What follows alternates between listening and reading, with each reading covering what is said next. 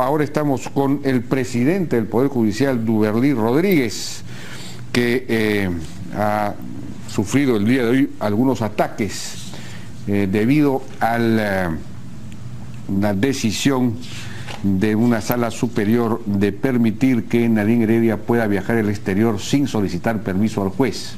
La sala superior ha revocado entonces la decisión del juez de primera instancia que establecía que para viajar al extranjero tenía que pedir permiso, lo que implicaría que Nadine Heredia puede retomar el proyecto que tenía de trabajar en la FAO. Ya había sido buena cuenta contratada, pero no podía, digamos, realizar ese proyecto porque tenía que pedirle al juez permiso para salir cada vez, lo que anulaba la posibilidad. Bueno, estamos con Duberlí Rodríguez, el doctor Duberlí Rodríguez, presidente del Poder Judicial. Doctor Rodríguez, ¿cómo está? ¿Cómo le va? ¿Qué tal? Buenas noches, gracias por la invitación, Jaime. Bueno, a raíz de esta decisión que ha llamado la atención efectivamente a muchos, ha habido ataques al Poder Judicial, en particular a usted. Por ejemplo, escuchemos unas palabras que expresó el congresista Galarreta, a ver si lo podemos escuchar. No sé si ha influido, pero no sé si el señor ha incumplido o ha infringido también la Constitución. O sea, yo a título personal, a mí me parece una infracción de Constitución dar una opinión. ¿No conoce el señor presidente del Poder Judicial que hay delitos de continuidad? O sea, que no es solamente un acto, sino que son continuos y que eso está en la teoría penal. Entonces, claro, pero digamos, ese no es el debate es por qué el señor presidente del Poder Judicial tiene que opinar cuando hay jueces subordinados a él que tienen que fallar. A mí me parece vergonzoso las declaraciones de este señor, que ahora está de presidente del Poder Judicial, que además con pasado, además peligroso, ¿no? Que ya algunos periodistas felizmente independientes lo vienen diciendo varias veces, pero hablar para calificar qué es lo que no corresponde o corresponde al señor Humala y ahora esto de Nadine, repito, este es el Poder Judicial de la corrupción. El Poder Judicial de la corrupción, unas expresiones un poco duras, sin duda, algo excesivas. También Mauricio Müller ha dicho Duberlí Rodríguez es el abogado defensor de Ollanta Humala. Y esto pues en relación a unas declaraciones que usted vertió ayer o antes de ayer en el sentido de que probablemente no tendría sentido la prisión preventiva para Ollanta Humala, en vista de que si ellos recibieron los famosos $3 millones, lo hicieron, esto ocurrió antes de que fueran funcionarios públicos, ¿no? Eso fue más o menos lo que usted declaró, con lo cual algunos políticos han dicho que usted ha influido efectivamente o estaría influyendo en las decisiones de los jueces, algo que se habría manifestado precisamente el día de hoy cuando a Nadine Heredia se le ha permitido viajar al exterior sin pedir permiso al juez, revocando la decisión del juez de primera instancia. ¿Cuál sería su comentario sobre esto? A ver, don Jaime, yo en primer lugar vengo, como siempre lo vengo haciendo últimamente, yo doy la cara, yo no me escondo, yo no tengo nada que esconder, no tengo nada que avergonzarme, yo estoy trabajando responsablemente por este poder del Estado que es el Poder Judicial, que tanto, digamos, creo que merece dedicarle una atención. Contestando su pregunta, yo lamento las expresiones del congresista Galarreta. Yo siempre respeto a los poderes del Estado, respeto a las personas y no jamás me referiré a él en términos como él lo ha hecho, agraviantes conmigo. El Poder Judicial no es el Poder Judicial de la corrupción. Que pudieran haber eventualmente algunos jueces corruptos, eso no califica para nada que el Poder Judicial sea un poder de la corrupción.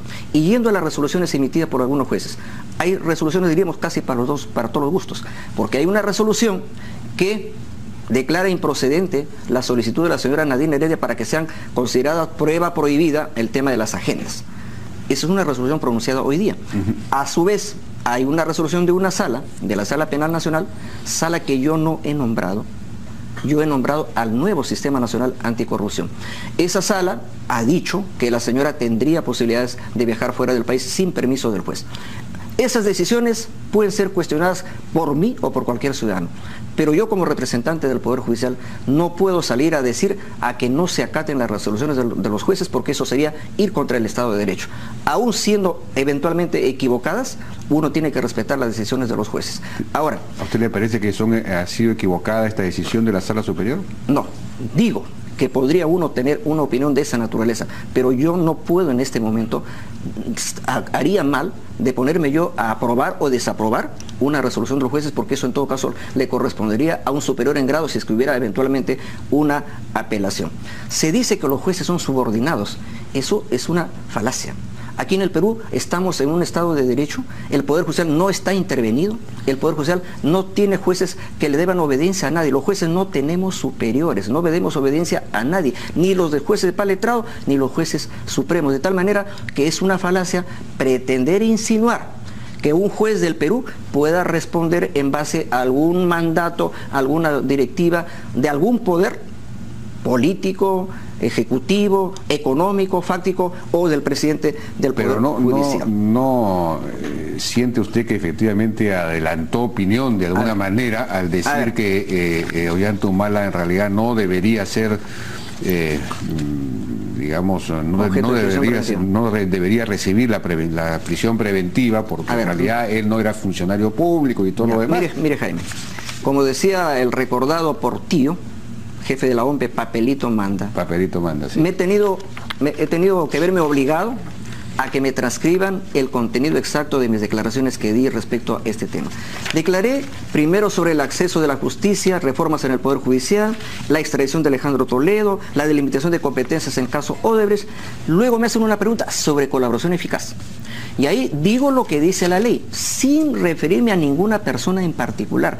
Digo lo que dice la ley sobre la colaboración eficaz, que lo dicen juristas como César Azabache, como Ronald Gamarra, que se han referido a este tema.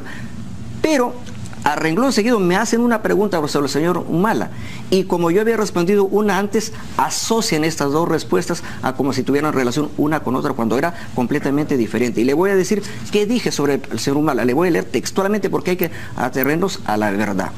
Dije, el tema que vincula al expresidente Humala con Odebrecht no es cuando estaba como presidente de la República, sino como candidato. Y si estaba como candidato, él todavía no es funcionario público, por tanto, técnicamente no es un delito de corrupción de funcionarios, es una opinión jurídica. Pero luego agrego, podría ser otro delito, pero eso le corresponde a la Fiscalía señalarlo. Las medidas correspondientes a él, que podrían ser el tema de prisión preventiva, digo, las medidas correspondientes a él ya están dadas, el impedimento de salida, comparecencia restringida, y si se quieren variar esas medidas, le corresponde a las partes solicitarlo. ¿En qué momento yo he dicho acá que se cierra la posibilidad de que al señor le puedan pedir otra medida de la que actualmente tiene en el proceso que afronta? De tal manera que esa es la declaración, que pudiera decir que yo no tengo por qué declarar nada, simplemente he hecho una apreciación jurídica, pero en ningún momento yo aparezco aquí como abogado del señor Humala. Esa apreciación jurídica no contiene una suerte de opinión, de adelanto de opinión acerca de si realmente hay corrupción de funcionarios o no. Claro, efectivamente, técnicamente usted está diciendo que él no era funcionario, efectivamente no lo era en ese momento, ¿no? Y por lo tanto no le correspondería la figura de... Eso es lo que yo digo como una opinión académica, jurídica. Que no, puede ser... usted es el presidente del Poder Judicial, sí, claro. no es un académico en este caso. Claro, ¿no? Sí, efectivamente, se puede, digamos, interpretar como que uno adelanta opinión, pero le quiero decir, Jaime, que una persona, un juez adelanta opinión cuando está conociendo un caso que va a resolver. En este caso yo no estoy conociendo ningún caso, yo no hago labor jurisdiccional, hago labor estrictamente administrativa. Y en todo caso... Pero no tiene un cierto peso la opinión, digamos, del presidente del Poder Judicial sobre los jueces. No, en absoluto. En absoluto, Jaime, lo niego tajantemente. La opinión del presidente del Poder Judicial no tiene ningún peso respecto a lo que debe de resolver un juez, porque sería una intromisión. Cada juez es independiente y autónomo al momento que toma sus decisiones. Y yo jamás he hecho un llamado a un juez, ni me he ido a visitarlo a un despacho para decirle, oiga, resuelva con tal o cual sentido. Ellos gozan de la absoluta autonomía, como lo han hecho hoy día los integrantes de la Sala Penal Nacional en un colegiado superior y además un juzgado de primera instancia. Ahora, en el tema del juzgado de primera instancia respecto a las agendas, el abogado de Nadine Heredia, el doctor Pedraza, ha dicho, primero dijo lo siguiente, a ver si podemos escuchar. El señor Caruancho es un juez, y un juez tiene que basarse en pruebas, no en especulaciones. Él no acepta nuestra tutela de derechos porque dice no se ha aprobado el delito de hurto de las agendas. ¿Tiene algún comentario sobre eso? Bueno, es una posición de la defensa. El juez pues tiene que escuchar a las dos partes, pero al final resuelve. y el juez Carguancho ha tomado una decisión señalando que no va a excluir, digamos, del tema probatorio estas agendas. Esa es su decisión, con la cual yo respeto. Ahora, la ley no establece que digamos, los elementos de prueba obtenidos ilegalmente no tienen valor. Eso justamente es un tema, pues justamente de discusión, pero que además no se van a valorar ahora. Lo único que se ha resuelto en esta oportunidad es todavía no excluir del proceso esa prueba. Pero ¿cuándo, Jaime, se valoran las pruebas? En el juicio oral, es decir, en la tercera etapa, que es la etapa final del proceso penal. Recordemos, y eso la ciudadanía tiene que entenderlo, estamos en la fase de investigación preparatoria, que es lo que antes se llamaba la instrucción a cargo de un juez y que ahora la tiene un fiscal. Cuando ya el fiscal termine su investigación preparatoria, que en el caso del señor Toledo, por ejemplo, para poner un ejemplo, el fiscal ha pedido 18 meses de prisión preventiva. ¿Qué significa eso? Que el fiscal está calculando que su investigación preparatoria le va a durar 1 año y medio. Cuando termine esa investigación preparatoria, el fiscal tiene 2 opciones: o acusa o formula sobreseimiento o archivamiento. Y ahí recién un juez entra a controlar la investigación, la acusación. Y si ahí se admiten las pruebas, otra vez esta prueba, pasará eso al juez de juzgamiento, al juez de fallo, al tribunal de juicio oral, y ahí recién los jueces dirán su palabra definitiva sobre si esta prueba vale o no vale. De acuerdo. Ahora, hay otra declaración del doctor Pedraza, a ver si la podemos comentar también. A ver, escuchemos. El juez dice ahora, y lo denuncio, que interponer una acción de tutela, que es, para que el público entienda, como un habeas corpus pequeño, es un pedido de protección al juez, que se supone es neutro. Dice él que este es un mecanismo de obstrucción de la justicia. Y eso me parece francamente grosero, y hay que decirlo con todas las letras. Hoy me dio la impresión que teníamos un juez opinólogo, y eso afecta a la democracia. ¿Cuál es su comentario sobre eso, doctor? Bueno, en la legislación procesal penal, en el Código Procesal Penal, existe la figura de la tutela de derechos. Cuando algún ciudadano, un investigado, cree que se le está afectando un derecho fundamental, pero justamente esa audiencia de tutela se ha realizado. Las partes han hecho sus alegaciones y el juez al final ha tomado su decisión. No es que no se le haya admitido esta audiencia ha sido admitida, ha sido procesada, el abogado ha hecho sus alegatos y bueno, pues al final el juez tiene que resolver. Claro, bueno, que el juez ha, digamos, de alguna manera calificado este alegato, ¿cómo le llaman? Esta tutela, esta búsqueda de tutela, como un artilugio para dilatar, para obstruir la justicia, ¿no? Él ha dicho, bueno, aquí lo que interesa es el fondo del asunto, no las formas. Bueno, pero en derecho casi todos son formas, ¿no? Es importante No, las formas son importantes. El derecho pesa mucho. El debido proceso. Pesa la forma, como en la diplomacia, las formas a veces tienen mucho contenido. Entonces, bueno, lo fundamental es que la audiencia solicitada se ha realizado. Respecto al contenido de la decisión, pues una vez más tengo que decir que me abstengo de comentarla, porque otra vez o aparezco como abogado de uno o aparezco como abogado de otro, y ya voy a tener que, en ese caso, ya guardar un poco más de cuidado. Bueno, ha habido mucha crítica en el sentido de que no hay verdadera voluntad del Estado en general para traer a Alejandro Toledo, al expresidente Alejandro Toledo. ¿Qué está pasando ahí exactamente? Usted debe tener información. Hoy día hay una comunicación del Ministerio Público sobre este asunto, porque ya la presión es grande. Oiga, ¿qué pasa? Hasta ahora no viene, ya han pasado 2 o 3 meses desde que... 2 meses. 2 meses, ¿no es cierto? 14 de febrero.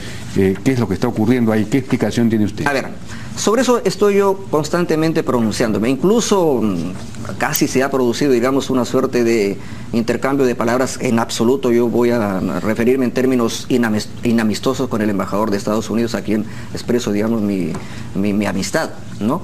Yo lo que estoy, digamos, demandando a la justicia norteamericana es que exista reciprocidad. Vale decir, la reciprocidad es una suerte de obligación que tienen 2 estados a colaborar cuando un estado requiere al otro. Y porque además tenemos a la base un tratado de extradición firmado entre Estados Unidos y el Perú, y que justamente lo firmó el presidente Alejandro Toledo en su gobierno, ¿no? Una cosa paradójica, pero así es la vida, ¿no? Entonces, lo que yo les digo al Departamento de Justicia de Estados Unidos, pues deriven el caso a un juez federal, para que este juez federal, analizando el expediente que ha sido remitido por la Fiscalía a través de la Oficina de Cooperación Internacional, que jefatura el señor Alonso Peña Cabrera Freire, y pudiera ser, digo pudiera ser porque yo no lo puedo adivinar, que falte, digamos, por ejemplo, traducir alguna parte de la resolución de prisión preventiva, o de repente la resolución es muy extensa, pues puede tener 80 páginas y allá de repente les gusta que sea una cosa resumida, que hagan un resumen. Claro. O de repente le dice, a ver, ¿qué elementos adicionales de prueba hay que vinculan al señor Toledo con el delito investigado? Porque tiene que ver lo que se llama el principio de prueba suficiente, porque tampoco no se pide, digamos, la detención de una persona si es que exista una mínima, digamos, suficiencia probatoria. Entonces pudiera ser eso, pero lo que yo digo, ya 2 meses es suficiente como para que hayan ya calificado la solicitud. Entonces, si califican la solicitud, pueden decir, está incompleta, pero entonces díganos al Perú qué es lo que falta. Claro. Porque ya son 2 meses. Y también vuelvo a decir una cosa. Mire, don Jaime, no estamos, en el caso de que estamos solicitando la extradición, pues digamos, de una persona que estafó en el Perú, a un particular, a una persona que violó. Estamos solicitando la extradición, la detención de un expresidente de la República. Yo hago siempre la comparación. ¿Qué pasaría? Caso que de repente podría ser un poco improbable, pero podría darse, porque todo es posible en la vida. Claro. ¿Qué pasaría si un presidente, un expresidente de otro país, viniera al Perú a buscar una especie de refugio? ¿Usted cree que la justicia peruana va a actuar con lentitud? Ténganlo por seguro que vamos a actuar con rapidez. Entonces, el sentido común aconseja a que pedidos de esta naturaleza deben ser atendidos con prontitud, y eso es lo que estamos exigiendo al gobierno, digamos, al Departamento de Justicia de Estados Unidos, y en esa parte sí tenemos que ser bastante firmes. Es posible que el expresidente Toledo, a través sobre todo de Elian Carp, tenga influencias, ¿no?, en el Departamento de Justicia. Ella está vinculada a la colonia judía, digamos, parece que incluso he tomado conocimiento, pues, que cada estado tiene sus particularidades, incluso en el tema, digamos, de cómo dar trato a la justicia, y digamos, incluso se dice que en el estado de California es donde más, digamos, riguroso. Claro, pero eso no ha llegado a California todavía, está en manos del Departamento de Justicia. Según esta información, esta comunicación de la Fiscalía de hoy día, dice que no se ha recibido ni comunicación alguna de las autoridades de Estados Unidos de manera directa o a través de vía diplomática, dando cuenta de supuestas observaciones, lo que usted decía, al pedido de detención preventiva. O sea que no han reaccionado. Pero más adelante dice que en realidad que la unidad vienen sosteniendo comunicaciones periódicas con funcionarios del Departamento de Justicia estadounidense. O sea que sí están en comunicación, pero no entiendo, llaman y no les contestan. ¿Cuál es la comunicación que hay? Entonces, ¿qué es lo que está pasando ahí? Luego, aparte, lo que se ha pedido es detención preventiva, pero aparte hay un proceso de extradición, hay un cuaderno de extradición que eso no se ha enviado todavía. Mire, tenemos también que un poco aclarar las cosas. La solicitud que se ha enviado es lo que se llama, técnicamente, jurídicamente, solicitud de detención preventiva con fines de extradición. Cuando ya las autoridades norteamericanas avisen a la parte peruana que ha sido ubicado y capturado y puesto a disposición del gobierno peruano, de las autoridades peruanas, recién empieza el trámite de extradición, que consiste, por ejemplo, en una audiencia de extradición, así se llama, ante el juez. Luego el juez eleva el cuaderno ante una sala de la Corte Suprema que emite una resolución consultiva, aprobando o desaprobando la extradición. Es el componente jurídico. De ahí pasa al Poder Ejecutivo, que en sesión de Consejo de Ministros, a su vez, aprueba ya desde el punto de vista con una suerte de autorización política la extradición, y se envía, digamos, ya el expediente completo para que sea extraditado. Ahora, cuando ya se inicia el plazo de extradición, sí tenemos un plazo, que lo dice el convenio. Es de 2 meses, vale decir, si de allá nos mandan ya la noticia de que el señor Toledo ya está detenido, ya está ubicado, hay 2 meses nosotros tenemos 2 meses de plazo. Lamentablemente no existe plazo en cuanto, digamos, a cómo se va a tramitar o atender el pedido de la detención con fines de extradición, y entonces en este caso tenemos que recurrir a... Pero no sería bueno que usted o que el fiscal de la Nación o que el canciller viaje en Estados Unidos y hablen con el, digamos, el secretario de Justicia para acelerar este asunto, ya una gestión a más alto nivel. Mire, aquí digamos hay cierta división, digamos, de competencias. El Poder Judicial se limita a dar una orden de prisión preventiva, pero quien está encargado de tramitar, en este caso la detención, es una oficina del Ministerio Público que se llama Oficina de Cooperación Internacional sí. y de Extradición. A su vez, existe una oficina casi con el mismo nombre en la Cancillería, en Relaciones Exteriores, vale decir, de la Fiscalía pasa al Ministerio de Relaciones Exteriores, y es el Ministerio de Relaciones Exteriores el que entrega en el Departamento de Justicia de Estados Unidos. Ahora, ¿qué hacer? El Ministerio Público supongo que está tomando medidas, ahí dice en su comunicado que está llamando, que está conversando, pero yo creo que también el Poder Ejecutivo podría hacer la invocación que estoy haciendo yo. Claro. Sí, es decir, pues, quizás el canciller podría viajar, ¿no? Ese es un asunto ya de importancia nacional. De repente la cosa duerme en el sueño de los justos ahí en el Departamento de Justicia, muy bien protegido del doctor Toledo por influencias importantes, y entonces no se mueve el tema nunca. Eso, bueno. Bueno, ustedes han conformado este Sistema Nacional Anticorrupción, ¿no es cierto?, presidido por la doctora Susana Castañeda. Coordinado por ella, ¿no es cierto? Sí. Bueno, pero la pregunta es, ¿cómo limpiamos, esto es para la corrupción en el sector público, ¿no? Para procesar la corrupción en el sector público?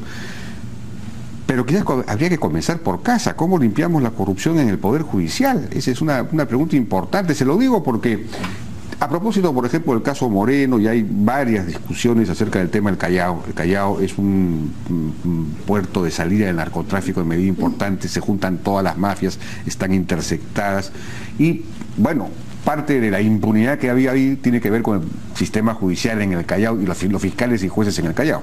Habría que ver quiénes están ahí, qué pasó ahí. Mire, Jaime, pero además tenemos todo el tema del sur, que ahora se lo voy a mencionar. Pero a ver, mire, yo he recibido también una noticia de que en el Callao habrían cosas bastante irregulares, y yo lo he dicho muy claramente, porque me dijeron, ¿se puede intervenir? No, lamentablemente, no es que digo lamentablemente, sino que no existe el mecanismo de intervención de una Corte Superior de Justicia, pero sí existe mecanismo de control, que son la Oficina de Control de la Magistratura de la OMA. Hoy día en la mañana, don Jaime, hemos estado mediodía reunidos con el Consejo de la Prensa Peruana en una mesa de diálogo.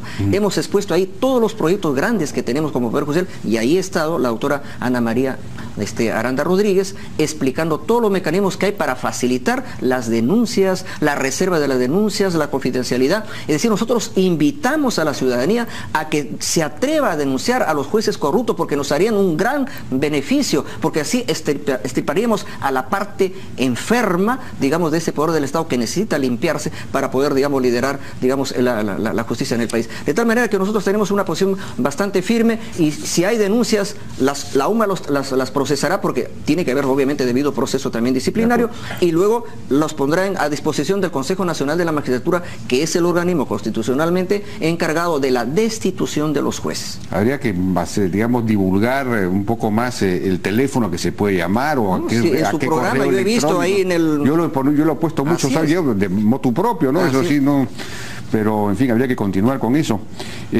Se lo menciono porque además hay ya lo he mencionado también varias veces acá, este grupo de 7 u 8 propietarios de la zona de Chilca, Cañete, El Mala, despojados por estas mafias que hay, que cuando vieron que se había capturado a esta mafia dirigida por el alcalde de Chilca y todo, dijeron, pero esos no son, los que nos han despojado nosotros son otros.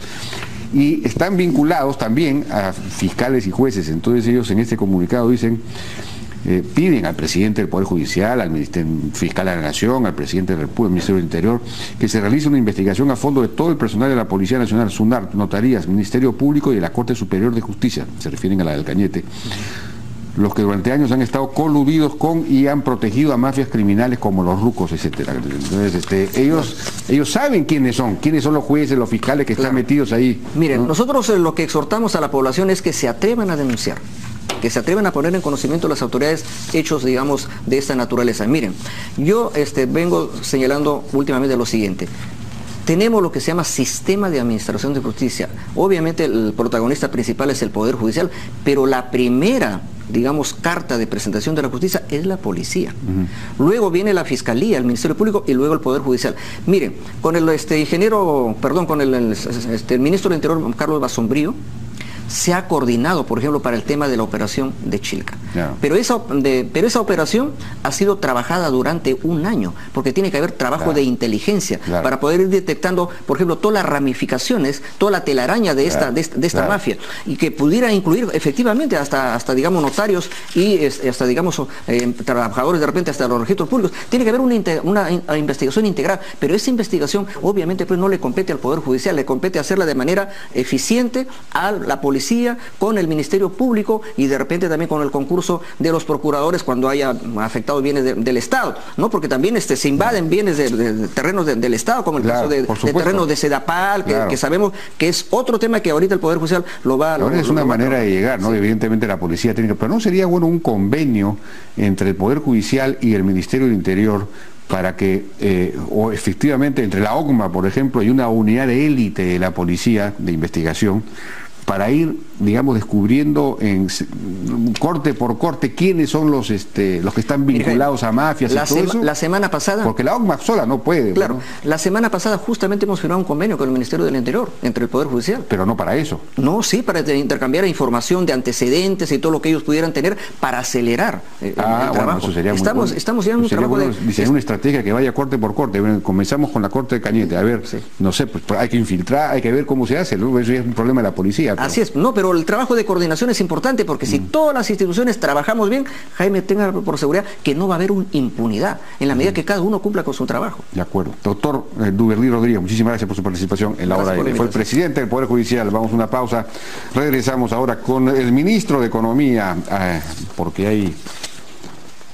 Alfredo Torne, porque hay, digamos, críticas muy fuertes a la manera como están cayendo los ingresos, problemas fiscales, cómo vamos a hacer para crecer y todo el asunto de la reconstrucción. Regresamos.